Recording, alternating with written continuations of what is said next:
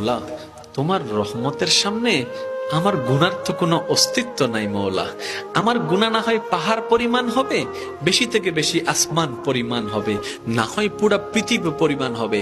তোমার রহমত তো অগণিত, তোমার রহমত তো অসীম, তোমার রহমত তো আনলিমিটেড। এবার রব্বে করিম বলে, তাহলে ঘাবড়াস কেন, তাহলে মন ছোট করস কেন? আরে গুনাহ করেছো তো করেছো, কি হয়েছে? একবার তো তওবার মাধ্যমে আমি রবের দরবারে ফিরে আই। মৌলা, ফিরে আসতে পারবো তো? দরজা কি খোলা আছে?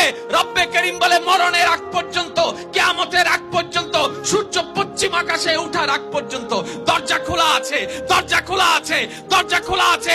এবার বান্দা বলে, মৌলা 24টা ঘন্টার কোন টাইমে আসলে সেই দরজা খোলা পাবো? রব্বে করিম বলে, আরে ব্যাংকের দরজা খোলা থাকে নির্দিষ্ট সময়ে, অফিস আদালতের দরজা খোলা থাকে নির্দিষ্ট সময়ে, এমনকি ঘরের দরজাও খোলা থাকে নির্দিষ্ট সময়ে, এর বাইরে যাই না। কিন্তু তোর রবের দরবার এমন একটা দরবার, 24টা ঘন্টার যেই কোনো মুহূর্তে তুই আসবি, তোর রবের দরবার তোর জন্য খোলা থাকবে। সুবহানাল্লাহ।